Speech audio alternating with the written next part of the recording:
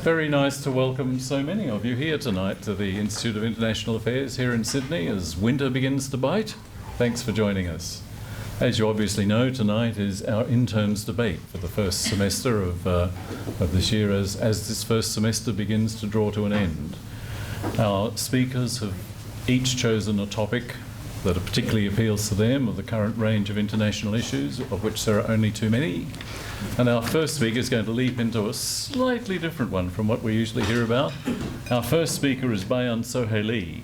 He's a graduate of Western Sydney University, holding a unique quadruple degree in international studies, social science, creative leadership, and forensic science. He's asking us tonight about the Kurds. He's asking who are they and what is their role in the Middle East. Bayan.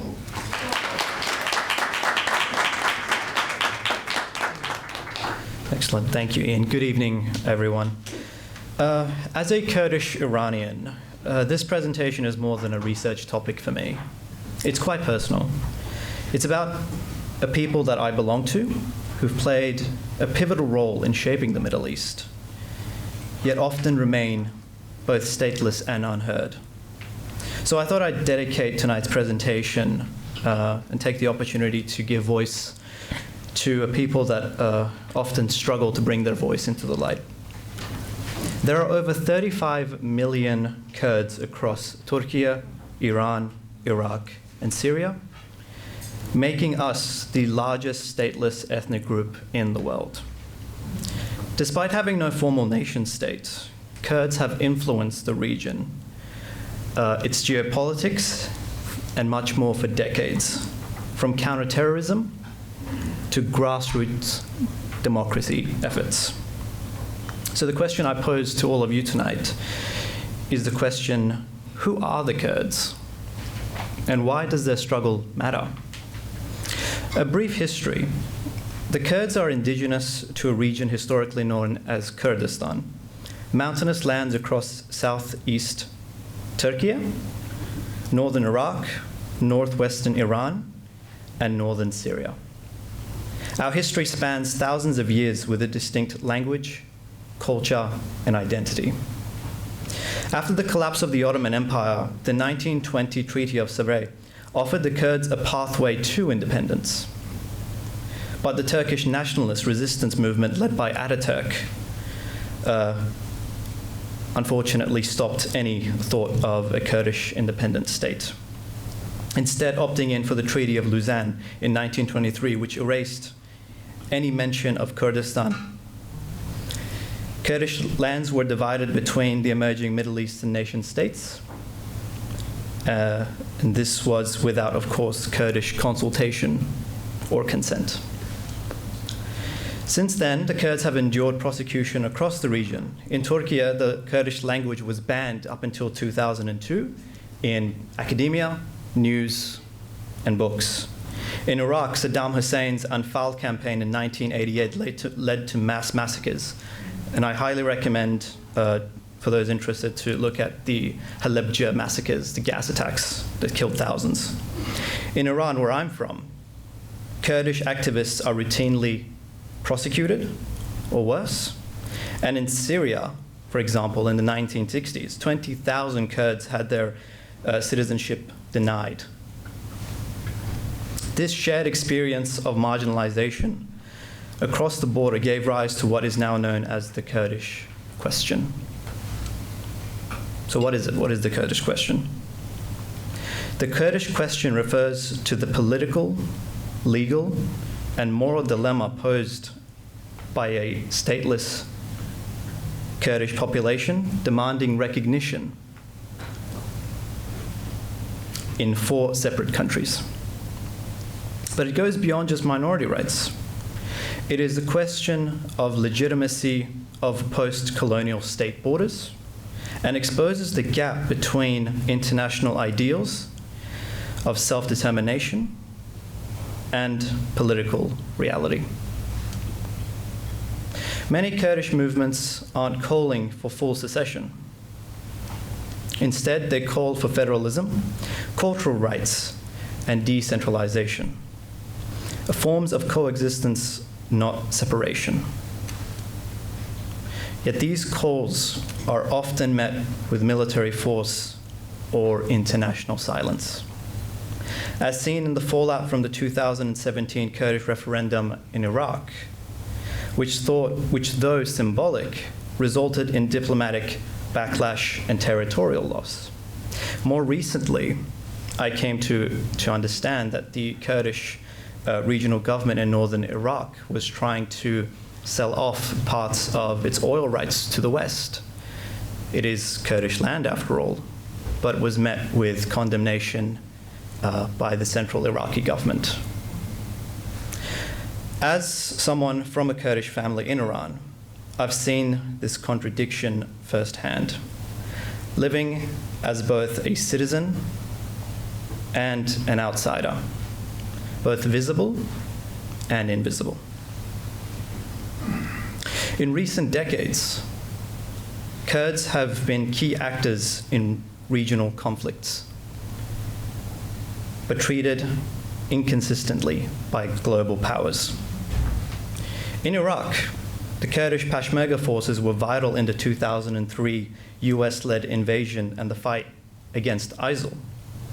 The Kurdish regional government today enjoys a degree of autonomy, but is always under scrutiny and question. In Syria, the Kurdish-led Syrian Democratic Forces bore the brunt of the ground war against ISIS, earning Western praise, until they were abandoned in 2019 by the Trump administration, when Turkey invaded northeast Syria with little resistance from Washington. And of course, to this day, Turkey still maintains its military operations on the grounds that it is trying to create a buffer zone, whatever that means. This reflects a troubling pattern. The Kurds are seen as useful during times of war, but inconvenient in times of peace. But what makes the Kurdish story so compelling and so urgent is not just our survival, but our vision. In northeastern Syria, the Kurdish region of Rojava has pioneered a model of governance based on direct democracy, gender equality, and of importance growing every day, ecological justice, all the while surrounded by hostile forces. In Iran, the 2022 death of Jina Mahsa Amini, a young Kurdish woman, sparked nationwide outrage. The famous now slogan, "Woman, Life, Freedom," originated from Kurdish resistance movements and became a cry for unity across many in the region. So why should Australia care? I'm sorry, I'm going to move on from that if that's okay. So to close, the Kurdish story is not just about a people without a state. It's about a people with a vision shaped by hardship, but fueled by hope of living in dignity with or without borders. Our story forces us to ask, what makes a nation, borders or belonging? What makes partnerships, convenience or shared value? As a Kurdish Iranian, I stand here not just a person telling my story or our story, but to remind us that statelessness is not voicelessness, and that Kurdish voice is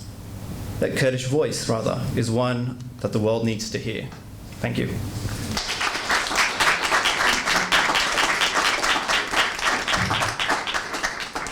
Thank you, Bayan.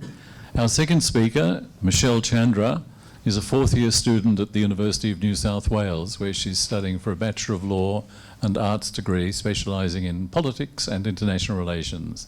Her address is entitled Putin's Time Machine, and she investigates the way in which historical revisionism, sacred myths, and selective memory are shaping Moscow's imperial ambitions and are used to justify its aggression. Michelle.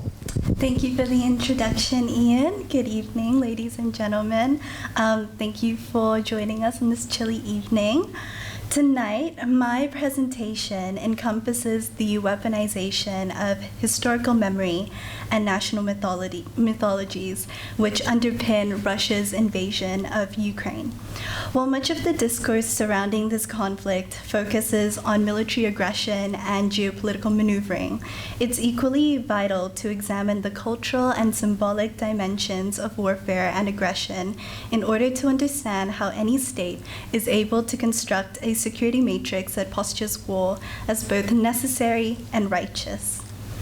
To begin, I'd like to suggest that cultural narratives are the resource from which nations derive wealth, strength, and identity. Australia's foundational myth is the Anzac legend, one that commemorates mateship, courage, and endurance.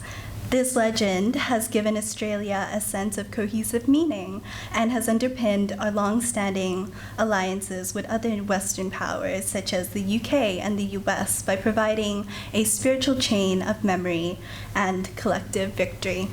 Similarly, Russia has promulgated national myths like Kievan Rus and the Great Patriotic War as an adaptive response to provide structure to the past, the present, and the future. So, just for a brief overview of the 2022 Ukrainian invasion, in February of that year, Putin had published a now infamous pseudo-academic essay discussing the historical unity of Russians and Ukrainians, transforming Kievan Rus, the shared civilization of today's Russians, Ukrainians, and Belarusians, into a teleological narrative to serve Russian imperial ambition. The particular importance of deploying an ideological mnemonic renewal project and constructing a mythology in convoying Putin's expansionism is largely due to the collapse of meta-narratives that provided structure to reality following the Soviet Union's disintegration. What followed this vacuum of coherent national mythologies was a sense of shame and loss for an empire, an ideology, an economic system that had given the Russian people security, superpower status, identity, and national pride. Kievan Rus provided fertile grounding for Putin's ambitious myth-making by positioning national borders as sacred frontiers for sanctified conquest, while operating within a revanchist, Volkish framework of Russian identity. Drawing from the past, his mission of reunification is strengthened by Russia's long-projected and dynastic historical imperative to gather the people of Rus, a historical motif that has been reconfigured and reinvented to suit Russia's political evolution, where Alexei I absorbed the Cossack Hetmanate, a semi-autonomous Ukrainian polity in the name of pan-Orthodox unity. Putin denies Ukraine's statehood as a Western artifice. Just as Moscow once proclaimed itself the successor of Constantinople, it now claims to guard the spiritual legacy of Kievan Rus, its people, and the Russian world. Through Putin's refractions, Kievan Rus's modern political invocations have framed this shared history as exclusively Russian, effectively erasing centuries of Ukrainian political, linguistic, and cultural evolution and positioning Ukraine as a lost prodigal brother. Yet despite these proclamations of Slavic brotherhood and unity, his missiles continue to fall indiscriminately and kill his brethren in Kyiv, the very cradle of Kievan Rus. It is all too clear that Putin sees the invasion not as a war of aggression, but as a defined reclamation of a lost territory, of a sacred past, and of a broken unity. National myths are fundamental to historiography, and in the pursuit of mnemonic and mythic control, Putin's warped spiritual cartography has been instrumentalized to cloak imperial expansionism through the veil of shared heritage and stolen historical inheritance. Now, I do want to note that memory weaponization and historical revisionism is not exclusive to Putin's regime or to Russia. This is a staple tool of control for other countries like Japan and the US. But drawing back to Russia, Russia's modern history has been marked by its special ability to shroud its troubled past, such as Holodomor, or the Katyn massacre, or the infamous Molotov-Ribbentrop Pact, otherwise known as the Non-Aggression Pact. Equally, Russia's statehood and foreign aggression is informed by its most profound and potent Soviet mythological legacy, the Great Patriotic War. A triumphalist memory that serves as a cornerstone for Russian national identity and the litmus test for political loyalty to the Kremlin. Amid Putin's bewildering claim of denazifying Ukraine lies the heart of how this current war has initially galvanized the Russian public support. With Orwellian inversion, Putin portrays his special military operation as an episodic continuation of Russia's moral and historical struggle against fascism. Asserting that Russia has never initiated a war, Putin positions Russia as constant victims of foreign aggression and Russophobia. And of course, in doing so, Putin's deliberate amplification of this sacred national memory positions Russia's military power as great liberators against harbingers of chaos, a formula that has been repeatedly recalibrated in Russia's modern history, from Germany's Hitler to the Crimean Tatars to Western NATO disruptors to the Kievan juntas and Ukrainian banderites. In Putin's hands, the war against Ukraine is an invasion of memory as much as it is an invasion of territory. While Putin's mnemonic and mythic appropriations may lend itself to cynicism, memory cannot be so easily monopolized. With the weight of centuries, Ukrainians have survived Polish-Lithuanian annexation, Tsarist Russification, Stalinist collectivization, Nazi occupation, and yet they continue to endure. In the end, no matter how loud the myth and no matter how distorted the memory, truth survives in the voices that continue to fight and refuse to forget. Thank you.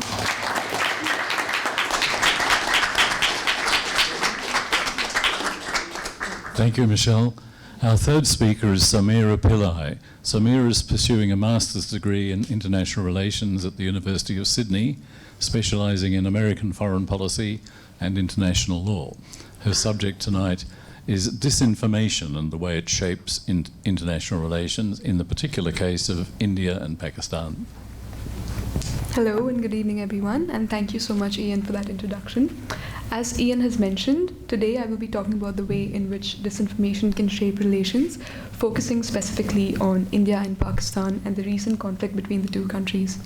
In the next few minutes, I'll discuss the nature and spread of disinformation following the April 2025 terrorist attacks in Pahalgam, a tourist town in Indian-administered Kashmir.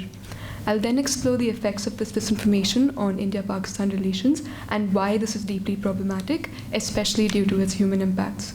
Finally, I'll offer my reflections on what I think is needed to address this issue. Just briefly, for those who may not be across the details, on the 22nd of April, 26 civilians were killed by a group of militants in Indian-administered Kashmir. Pakistan denies involvement, but India continues to maintain that the Pakistan-based Lashkar-e-Taiba was behind the attacks. What followed was weeks of flare-ups between both the countries, with both India and Pakistan adopting military and diplomatic measures in response to that situation, including the suspension by India of the Indus Water Treaty. Now, it is during this period of heightened tension and escalation that misinformation, but more troublingly disinformation, spread like wildfire. Analysts call this an electronic warfare between the two countries, with social media and artificial intelligence being weaponized to create false narratives. To cite a few examples, in India, a deepfake video circulated showing a Pakistani army spokesperson allegedly admitting to the loss of 2 Pakistani fighter jets. Similarly, several major Indian news channels and social media users spread false reports about the arrest of the Pakistani army chief, General Asim Munir, and the capture of Pakistan's Karachi port. Non-state actors, including online troll networks, were openly advocating to spread false information as a strategic tool against Pakistan. On the Pakistani side, the Deputy Prime Minister shared a fabricated article that praised Pakistan's Air Force as being the king of the skies, claiming it was published by the UK-based The Daily Telegraph, which was entirely untrue. There were fake reports being circulated that a cyber attack had wiped out India's power grid. there was so much fog of war on both sides. Propaganda created false narratives of victory, which only deepened mistrust between the two countries and challenged the already fragile relationship between India and Pakistan. Now, it's important to consider the implications of this. The way I see it, it's obviously a multifaceted issue wherein disinformation in itself is a grave issue. But then I also believe that, firstly, fueling mistrust by weaponizing the media has the potential to seriously damage diplomatic relations between India and Pakistan. This is especially because it increases the risk of miscalculation, where states, particularly nuclear-armed ones like India and Pakistan, could make poor decisions due to false beliefs that can escalate the conflict further. Another key implication is the social cost of this. It erodes public trust. This recent event had completely warped the public's understanding of the conflict. More alarmingly, disinformation heightens nationalist sentiment that amplifies extreme voices, leading to divisions within societies. Public opinion is manipulated and channeled into anger and fear, resulting in vulnerable communities being targeted. For instance, in India, there was a surge of online hate speech towards Kashmiris during this time, with many posts blaming Kashmiris and portraying them as being suspicious. This brings me to the most serious implication, the human cost. Disinformation fuels hypernationalism. It justifies more draconian policies in Kashmir and leaves people, especially those living in the border areas, in constant fear with their lives hanging in the balance. In the first few weeks of our internship, Professor James Curran, in our library chat with him, he had mentioned how social justice has fallen off the agenda of international relations. And I truly believe that's true. In this case, in the heat of nationalist narratives, the real suffering of ordinary Kashmiris is often overlooked by both India and Pakistan. There's a Farsi word often used to describe Kashmir. It's called Firdaus, which means paradise or heaven. But today, the idea that Kashmir is a paradise, unfortunately, feels very distant. Today, the region is only associated with tension, conflict, uncertainty, and violence, and I think that disinformation has a big role to play in this. In this final part, I want to highlight a few steps I believe are important in addressing the issue of disinformation, especially in India and Pakistan, where internet access and social media use has grown rapidly in the last few years. Firstly, digital literacy. This is perhaps the most obvious starting point. Many people in rural areas still face a digital divide, and long-term reforms are needed to close that gap. But more than just access to internet and information, we need critical education, critical thinking education. School and community organizations need to run workshops to help people to identify and spot fake news and help them understand how online narratives actually work. Secondly, media responsibility. Media outlets obviously have a huge role to play in this. They need to fact-check all their information, and they need to avoid spreading unverified claims, especially during conflict and sensitive times. Organizations like Alt News in India, or DW News, which is a German-based organization, their fact-checking team shows how professional journalism can help stop the spread of false stories. Related to this, we also need to protect independent fact-checkers. This is because many a times state-aligned media outlets spread disinformation as part of their own propaganda. In India, The Wire is an independent news site that recently had its entire website blocked. They called it blatant censorship, which quite frankly it is, and it shows how hard it is for independent voices to hold power to account, especially in politically sensitive environments. Thirdly, there's the legal angle. India's Bharatiya Nyaya Sanhita law does include provisions for punishing the spread of false information, but there are practical challenges to this, like tracing where misinformation starts or dealing with anonymous accounts in the case of social media. And then again, when the state itself is involved, enforcement becomes extremely complicated. Finally, I think we need to look beyond just national solutions.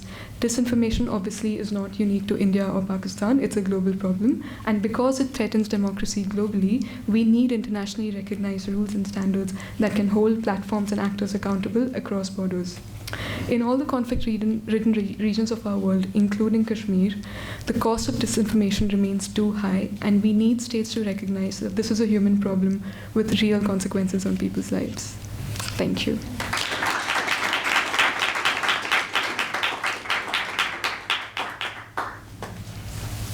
Thank you, Sameera.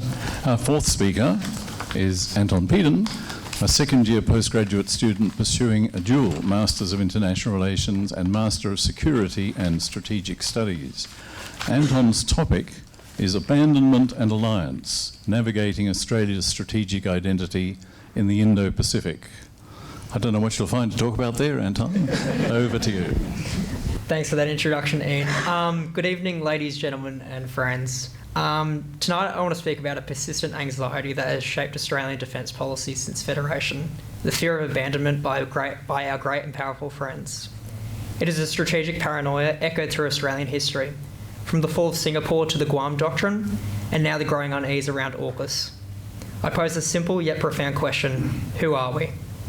To answer that, we return to December 1908, to a debate between two formative figures, Captain William Creswell and Colonel Herbert John Foster. Their disagreement was more than a clash of personalities. It was a contest of ideas between two enduring schools of Australian strategic thought. Foster believed that Australia's identity lies with the Anglosphere, rooted in our Western liberal values. In 1922, Defence Minister George Pearce reaffirmed that our fathers came from Europe, we have grown up to think European, and our interests have been centred in that group of nations. Our values would shape our defence policy to be expeditionary in nature.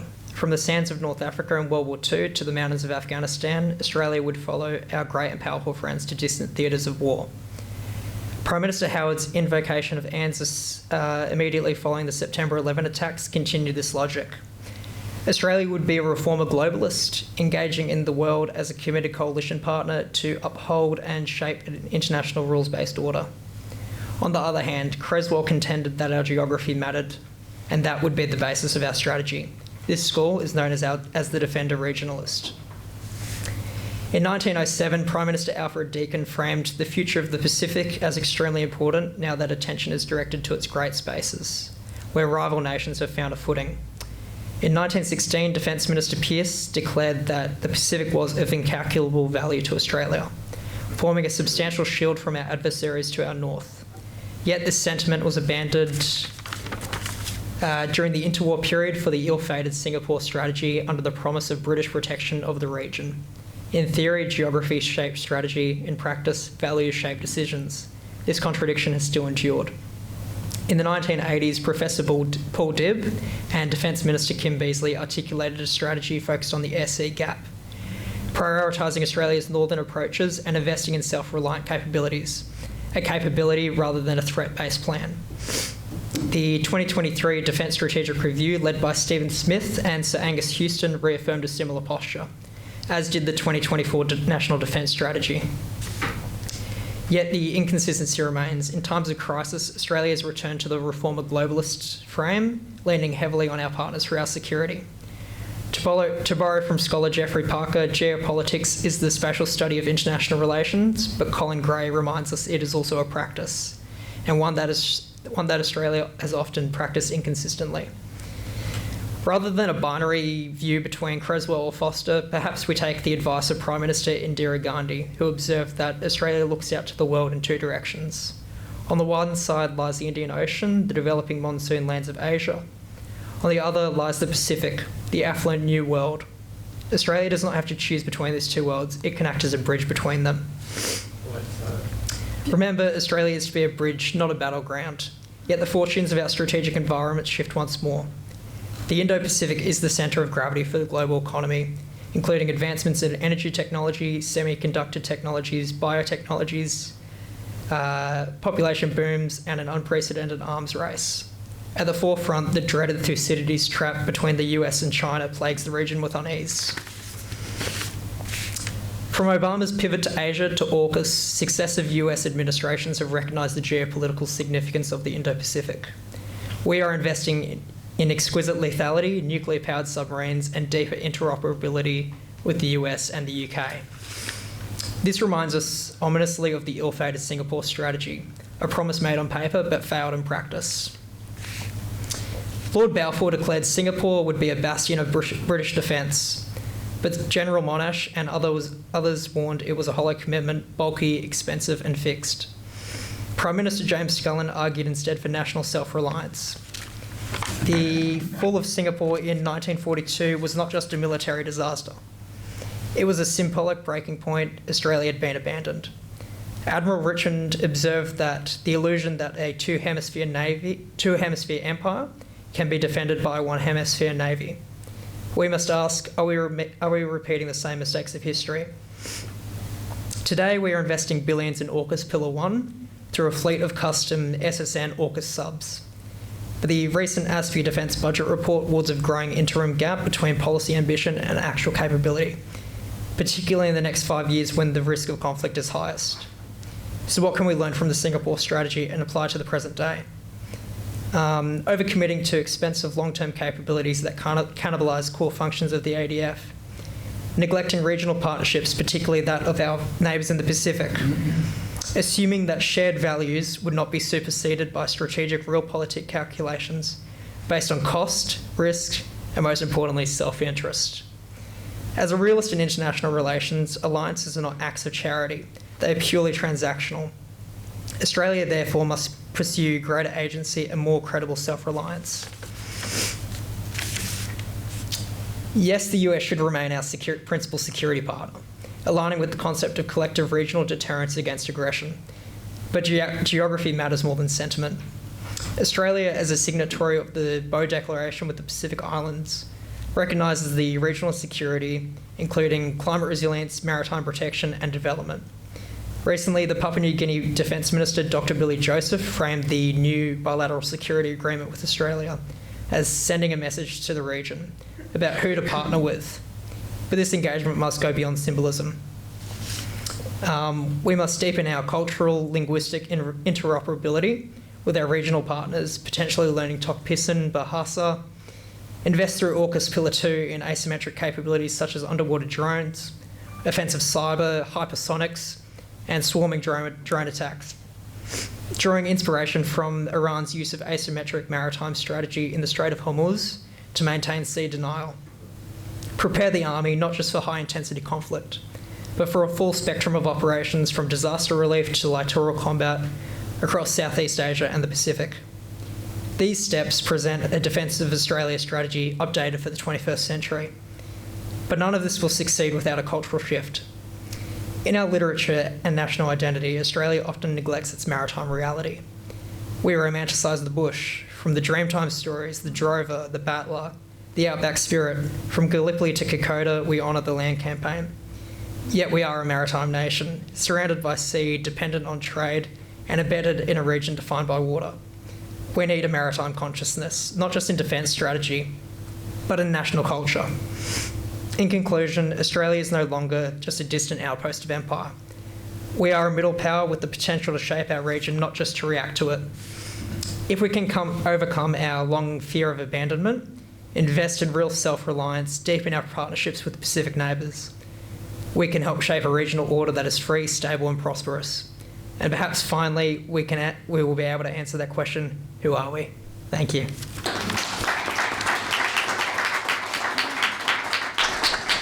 Thank you, Anton. Our final speaker, Lily Manning, is an honours graduate in International and Global Studies from the University of Sydney. Her thesis examined convergence and divergence in US and Australian policy toward China, and her topic tonight asks about Australia's China policy beyond the US alliance and asks whether we're moved beyond that pragmatism or whether we're still in too much of an alliance, if I'm not over-summarising. Over to you, Lily. Thank you, Ian. Good evening, everyone. In 1965, my grandfather actually stood here at the AIIA and gave his final address as president of the organisation. His name's written on the board there. And earlier that year, Prime Minister Robert Menzies had committed Australian troops to Vietnam to fight alongside the US against communist expansion in Southeast Asia. My grandfather was really concerned by this development, and he posed a difficult question in his address. What explanation can we give to history for the presence of Australian soldiers in Vietnam, burning its villages, shooting its people, men and women as they ran? Can we say the Americans were there? We were afraid that unless we did these things, they would not protect us? Is this an adequate answer for our children when American power has withdrawn and gone home? 60 years later, his words continue to resonate. The anxiety he captured that Australia might blindly follow its alliance partner out of fear of abandonment remains deeply present in Australian foreign policy. Once again, we find ourselves navigating the pressures of great power competition, China's military and economic rise in the 21st century has drawn Australia even closer into strategic alignment with the US. Today, ministers speak of greater interchangeability and integration with US defence systems. Initiatives such as AUKUS and the growing US military presence on Australian soil reflect this intensifying convergence. It seems that pragmatism and independence in Australian foreign policy have become features of the past. But as I want to show tonight, Australian policymakers have historically demonstrated a capacity to move within, beyond, and around the confines of the US alliance, most notably in our engagement with China. Forged in 1951, the ANZUS Treaty introduced a Cold War consensus that saw both Australia and the US profess an enduring commitment to the liberal values of peace and openness in the face of global communism. For the US, this was not simply about security, it was an ideological project deeply rooted in American exceptionalism. The Chinese Communist Party's defeat of Chiang Kai-shek's Nationalist Party in 1949 was a profound blow to American foreign policymakers who had invested significant military support in Chiang's regime. The event was referred to as the loss of China, a phrase that reflected the tacit assumption that China was the US's to lose in the first place. For the US, Beijing had merely become a Soviet outpost. This was a temporary detour on what American policymakers saw as China's inevitable path towards democratization. In Australia, the reaction to the loss of China was very different. The loss of China as a term didn't even enter the political discourse. With little stake in the Chinese Civil War, Canberra's primary concern was regional security, and particularly the lingering fear of Japanese militarism. Australian policymakers accepted the reality of Chinese communism as something to manage but not undo. This recognition laid the groundwork for pragmatism. As US-aligned states such as Britain and France extended diplomatic recognition to the People's Republic of China, Australia continued to withhold recognition, largely in deference to Washington. Yet, beneath this formal alignment, Australia quietly pursued trade with China throughout the 1950s and 60s. The great agricultural failure of Mao's Great Leap Forward left Beijing in need of large quantities of grain imports. By the end of the 1950s, Australia had been blessed with grain surplus, and in 1960, Mao Zedong approved the import of 1 million tonnes of Australian grain. Between 1960 and 1964, Australian exports to China saw astounding growth, increasing by $2.2 billion. This period also saw frequent person-to-person exchanges between the PRC and the Australian Wheat Board. Unlike the US, who imposed a total trade embargo and forbade all travel to China, Australia was able to balance a publicly hostile stance towards Chinese communism while pursuing a pragmatic commercial relationship with China. Domestically, this did present an awkward contradiction. The Menzies government faced accusations of hypocrisy for trading with its enemy. Yet, this commercial engagement demonstrated Australia's early ability to bifurcate its economic and political relationship with China. Under Gough Whitlam, Australia swiftly established formal diplomatic relations with the PRC in 1972. Whitlam saw engagement with China as a way to normalise relations and foster people-to-people links. His government opened Australia's first embassy in Beijing, signed new trade agreements, and oversaw the beginnings of cultural, educational and tourism exchanges that laid the foundation for deeper ties. This pragmatism was carried forward by Bob Hawke.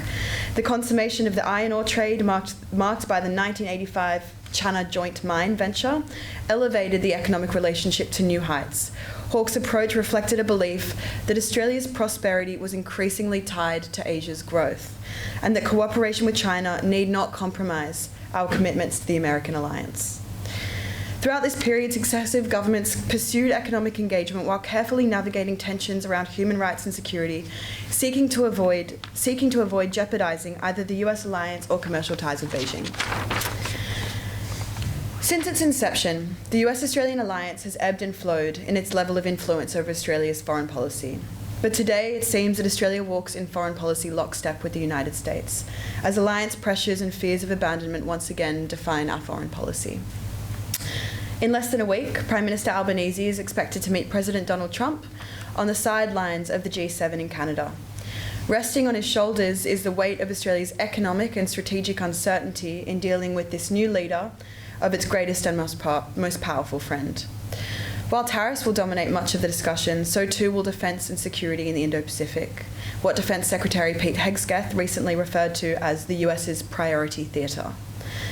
As Washington entrenches itself further in this region, using its warrior ethos to counter China, Australia must carefully consider how it positions itself between its principal strategic partner and its principal trading partner. History offers us an important reminder. Even at the height of the Cold War, amidst the pervasive Red Scare and fear of communism's downward thrust, Australia showed an ability to pursue an unideological, pragmatic relationship with China that diverged from the US. The pragmatism anchored in national interest remains part of Australia's foreign policy tradition. The question today is whether Australia has the political imagination to rediscover it. Thank you.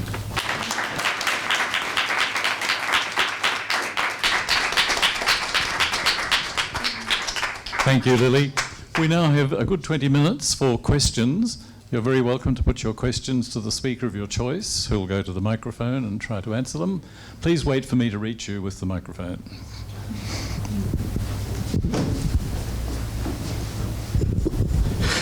Thank you. Thank you to everyone for the wonderful presentations. I have two questions to two different speakers.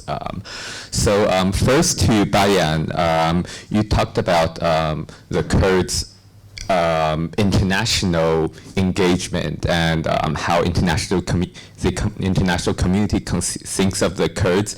And I guess to me, there's on the one hand, their historical, ties with left-wing and even communist movements that means that they have significant ties even today through, like as you mentioned, women's rights, direct democracy, etc. That's burnishing their credentials in international left-wing intellectual discourse. But on the other hand, there's their strategic ties with Israel, which kind of runs against that. So my question is, how does, I guess maybe the Kurds might not perceive of it as a contradiction from their perspective, but how do they navigate increasingly complex, like geopolitical, tensions in this respect? Yeah, thank you for that question. Well, look, firstly, I would say the Kurds don't move as a homogenous body, unfortunately. We're kind of separated by geography, and not just geography, within the culture. Kurdish culture itself, there's different approaches. So, for example, the democracy of Rojava might not necessarily reflect the same democratic practices as the Kurdish autonomous zone, northern Iraq. And I hear what you're saying about Israel, as well as potentially having communist kind of approaches to certain things, but I think the Kurds are at a stage where they're just desperate, and they will turn to anyone that gives them any kind of glimmer of hope that they will be heard and they'll be able to kind of survive their own hardships. That's the best I got. I hope that was okay. Honest. My questions, I forgot your name, I'm sorry. But first of all, again, I'd like to say how wonderful all of the presentations have been.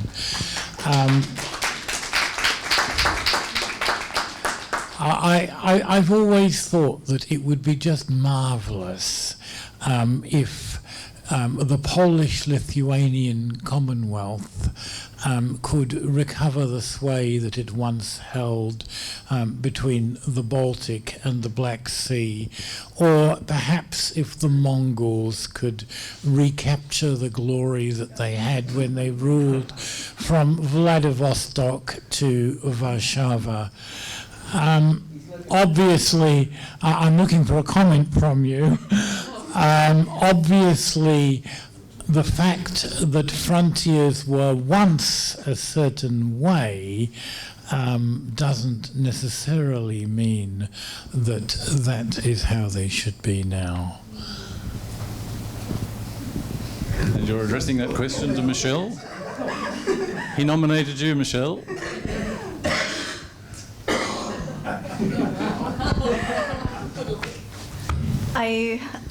Thank you for your comments.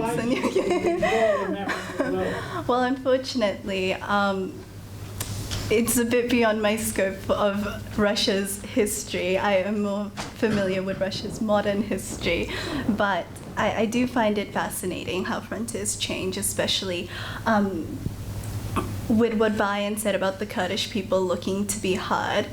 The Cossack Hetmanat struck a deal with the Tsar, the Muscovite Tsar, because they wanted to be heard, because they were continuously at odds with their Catholic rulers.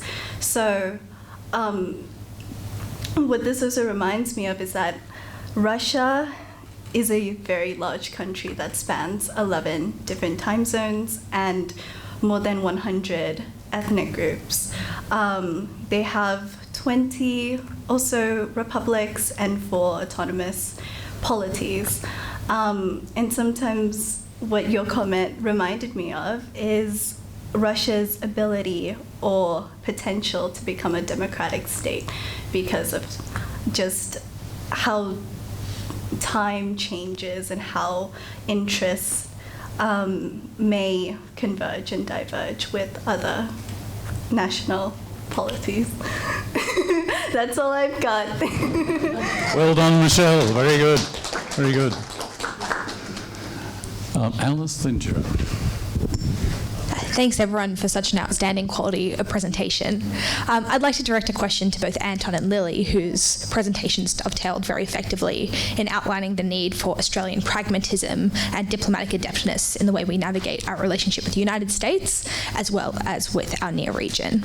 I'd be interested in your reflections in light of the fact that Australia's defence relationship is so heavily integrated with the United States, and even as our current government has emphasised our sovereignty and self-reliance in line with the long tradition of the Australian Labor Party. They pursue initiatives like AUKUS Pillar 2 and the Guided Weapons and Explosive Ordnance Enterprise, which integrate us further with the United States. So I'm interested how you both see self-reliance for Australia. There's obviously going to be some necessary relationships, some strategic relationships with the United States that remain crucial, that we must maintain, but as we seek greater sovereignty and greater flexibility, how do you see Australian self-reliance and how do you see the parts of the US relationship that remain paramount fundamental to our security? Yeah. Oh. We want to go together? Yeah, I'll just mine's really quick. Yeah, you. It's a tough thing to answer because I think we view of reliance in through the prism of hard security and whether Australia has the capacity to fight for itself without reliance on the US defence system and stuff. But when it comes to self-reliance in terms of foreign policy making, I would like to see, or I think it would be a metric of self-reliance to look at Australia's, the way it engages with other countries and independently of how the US engages with those countries. So for example, with Israel-Palestine, what is Australia's policy independent of what the US's foreign policy is towards Israel and Palestine? I feel like that a metric of self-reliance could be Australia's bravery or commitment to holding other countries accountable and being more outspoken in diplomatic forums and less subservient to the US kind of foreign policy apparatus. So looking at it from a defence angle, a lot of our technology and defence capability it's all interoperable with the US. That's what the US has. We use the words hegemony in the defence industry. So I know the Philippines signs up to a lot of F-35 programs, lots of naval capability, Japan, Korea. So there's that element where you're having collective deterrence, where everyone's got the same capability, you're interoperable. I think Pillar 2 has been really underutilised. Looking at DSR and the 2024 National Defence Strategy, it's heavily about Pillar 1, and I think we have to question what is the strategic utility of Pillar 1. To get nuclear powered subs, it's built for long endurance. It's for going way beyond our mainland, way beyond our exclusive economic zones. So I think given the circumstances that we're getting the Virginia subs in the 2030s, we get a rotation 2027 of US subs coming. they're definitely implied to position itself to potentially strike China if war did break out in the region. So I think Australia's sort of locked itself into a contract with the US that we do have to get involved if we are to get the subs. And I think the reason I mentioned Pillar 2 quite extensively in the speech was I think that's another option that we should be taking, is leveraging that asymmetric capability instead of relying extensively on subs. Yeah. I'm just going to add quickly, also like more of an Asia first foreign policy where we're engaging better with like regional partners. I think that would be a measure of self-reliance, or just diversifying our partnerships. Well, I just don't think Australia should get involved in Europe security. I think diplomatically we can, but I don't think we should start stationing people in Europe. I think we need to focus on what's happening here, because there's lots of issues. Ms. Chandra made a good point about standing up for issues that are important to our country, and Lily also with regard to making our stance as a separate thing. And then we can do that with European countries or Israel or Palestine or South America for that matter, and much more safely than doing it perhaps locally. Now, with regard to locally, I would say that some of it is charitable and some of the dynamic could be charitable and engaged very differently in Southeast Asia and the Pacific with regard to spending the same amount as the subs on hospital ships, for example, which would perhaps encourage more peace than a bunch of nuclear-powered and likely have to be nuclear-armed submarines. Now, with an army of 2 million in China, how do you deal with that with a few subs? It has to be nuclear-armed. Now, will a submarine in 30 years be a useful weapon? According to what's going on in Ukraine, no. It will be wiped out in a fraction of a second in terms of military strategy. In terms of the way you guys speak about countries, I just want to make a point about the use of the nation's title. We all do it, USA or Australia, but it's actually the government of India or the government of Pakistan that are doing these things, not the people. And the leadership gets an advantage out of some of these strategies, and in the case of Russia, they use these strategies, but it's superficial. They don't really believe this stuff, for sure. Putin doesn't believe in a historic revision. It's a great way for him to stay in power. He's a kleptocrat. Now, my question is this. Could the pragmatism of those such as Whitlam and Howard have been foundational to establishing the acceptance of no firm truth? Therefore, was the beginning of disinformation caused by the politics of leadership rather than the will of the people? Is that for me specifically? Yeah, who's that? All right, is that for everyone? It's weaving in a few different ways. It's weaving, yeah. Who wants to take a crack? Michelle. How about we go together? We'll do it together. You meant Sameera. And then I'll make a point, and then you Wait, make a point. Anton, maybe Sameera. Or to Sameera, yeah. Sameera, is it? Could you rephrase maybe about... Sorry? You going to do it? Sorry, what was your question? It's about political leaders. Okay, could the pragmatism, so sticking to the ideas of those such as Whitlam and Howard, have been foundational to establishing the acceptance of no firm truth? So we're going away from the US to go to China for trade, but pretending we're really mates with the US. Therefore, was the beginning of disinformation caused by the politics of leadership rather than the will of the people? Now, from a context of a democracy, isn't the leadership supposed to represent the people and the connections between Indonesia and Australia as people rather than the politics? Shouldn't the people be more important than the countries? That kind of thing.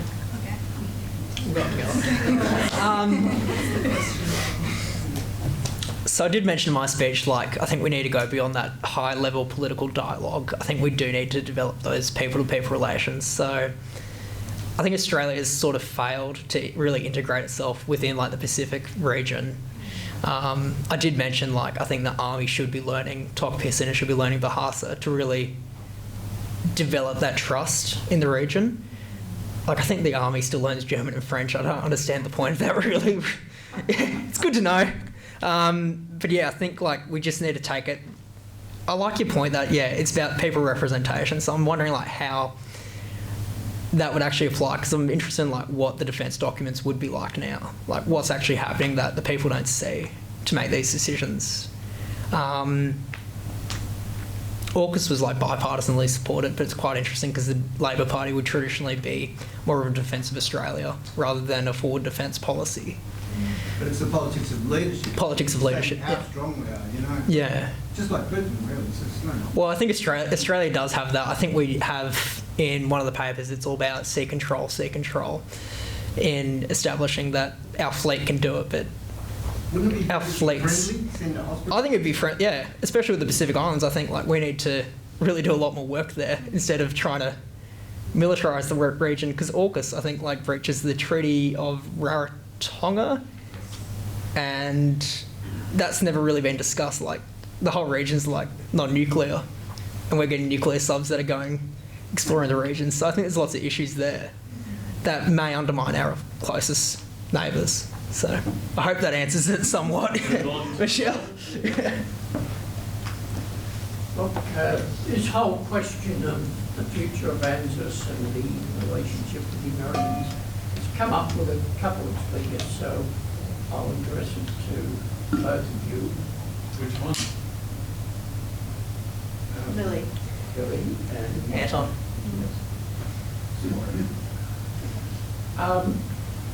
I'm very interested in where this is going in terms of Australian domestic political contestation. To put it simply, the idea that there are reasons for distancing ourselves from the United States looks like becoming more audible, more common, for some of the reasons that you have suggested. What's being avoided is what this means for Australian defence, which after all was the original reason for the relationship with the United States. And why it's interesting is that it's, as I understand it, in Australian domestic politics, those who are most opposed to being too close to the Americans are also those opposed to Australia spending too much on defence. So where's it all going to go then? Or is it simply going to reopen, or open, not reopen, open up in Australia a new political divide? Volunteer to answer? Who's going to be? I can try. Lily, yeah. I've got a point out as well, but you start if you want, Yeah.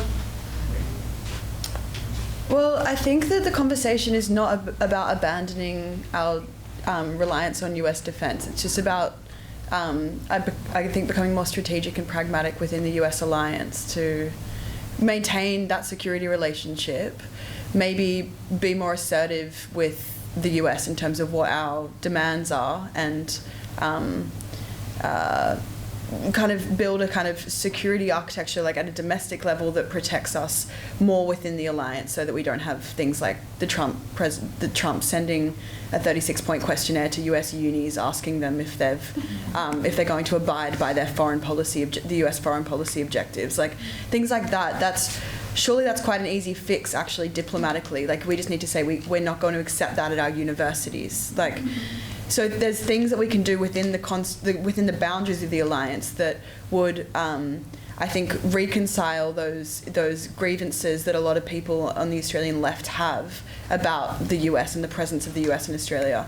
I don't think anyone's suggesting that we suddenly become self-reliant in terms of our defence force. I just think it's about standing up to the US better, and also diversifying our partnerships. Like, we don't do enough with Indonesia. We don't do enough with most of the countries in this region. So yeah, diversifying and becoming more strong within the alliance, I think. I don't think it needs to be a matter of abandoning it, though, and I don't think most people on the left feel that way. We'll move on to the next question. I have a question for Sameera, who I think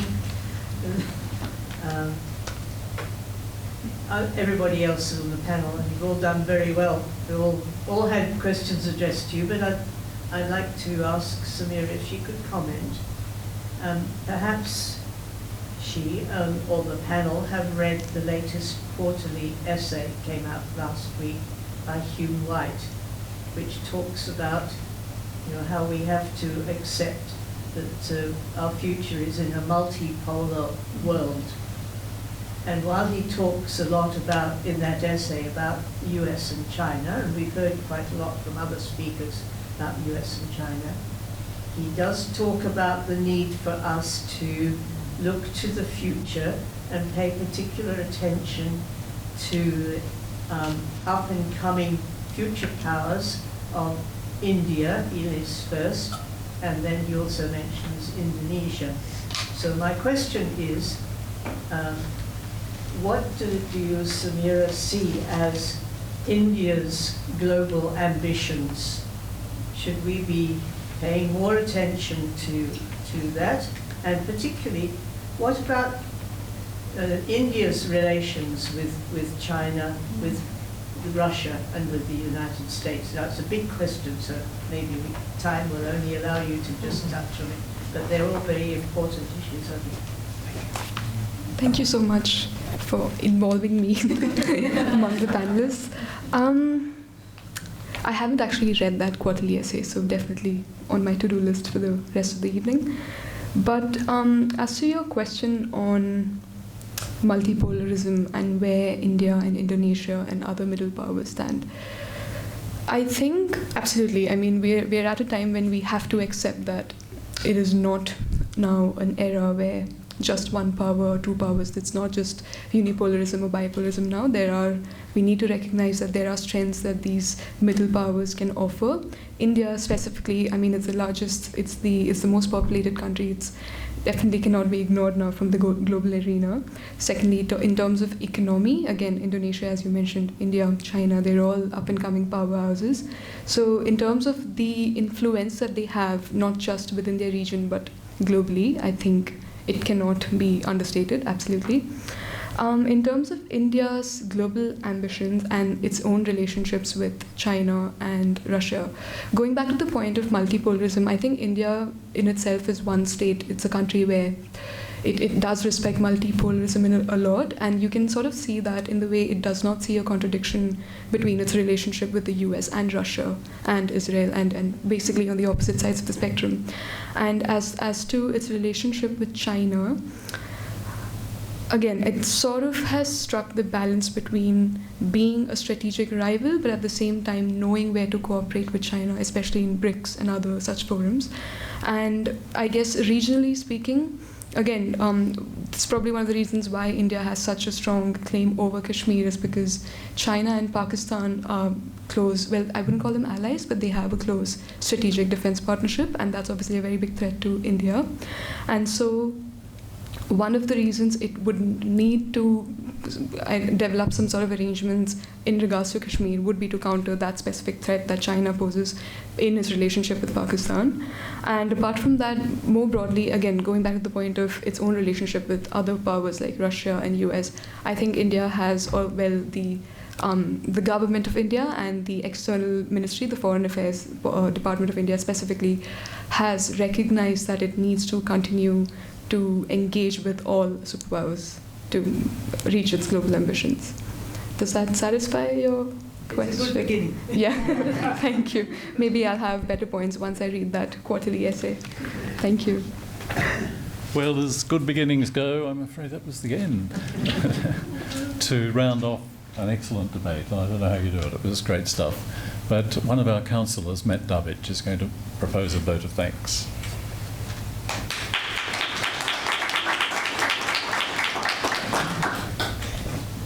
Thank you so much. And I think each of the interns here, the reason why we're all here today is that each of the interns brings something extraordinary, and that's why we're all in this room. Each of them has offered something here for all of us, councillors included, and I hope they've learned as much as I have learned from them. So thank you so much, and I really appreciate each one of your presentations. And if I may, instead of just giving a collective compliment, I just want to go through each of yours individually. First of all, I want to start with you, Sameera. Really appreciated how you were talking about the disinformation space within Iran and Pakistan, and I think that can be utilised as well in other conflicts, particularly Israel and Gaza, as well as Ukraine and Russia. Also, during the course of this internship, many interns have accomplished many extraordinary things as well, and I just want to briefly reference that during this time. And so I want to say congratulations for your Headley Bell postgraduate coursework prize that you won at the University of Sydney, and that's an extraordinary achievement. And you'll be soon finishing your Masters of International Studies as well, so thank you. Lily, you talked about the relationship between the United States and China, and again, I think that goes to show how much that relationship really does matter. I remember watching a little film, it was called Chin America. It was how the economies of China and the United States were tightly intertwined. And that goes a lot to show how much of the past 75 years has connected that one relationship, how much has developed us. Again, you recently graduated with a Bachelor of International Studies as well as a Bachelor of Global Studies in Honours. So I want to pass my congratulations on to you as well. And you recently completed your 3-month research internship for 730, which is quite amazing. Bayan? Again, I think the relationship with the Kurds as well, they're a people, they're a diaspora that aren't so much recognised, but I think that what you do here today is you're shining a light on them, and hopefully as time will go on, it will be more prominent, this issue will be more prominent in the world today. You know, I always come to the saying that the Kurds have no friends by the mountains, but they certainly have a friend in you here today. So thank you so much.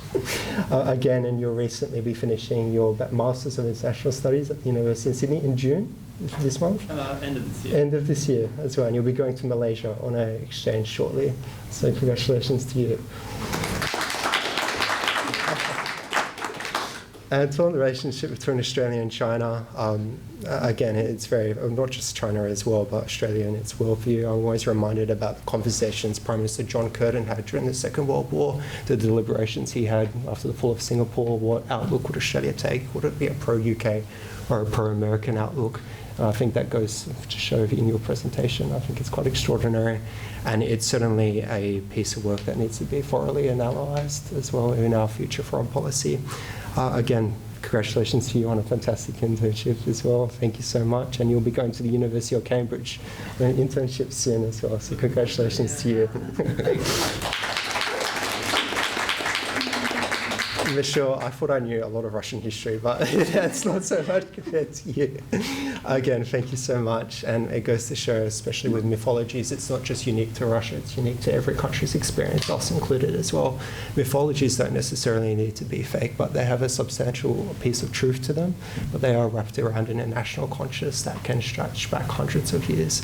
And you've certainly demonstrated that in Russia's case as well in its conflict in Ukraine. Congratulations to you. You'll be soon going to the University of Georgetown as well. Yeah. So there's a big convention of rights. So without further ado, I'd like to, again, just a round of applause for our fellow interns. Thank you.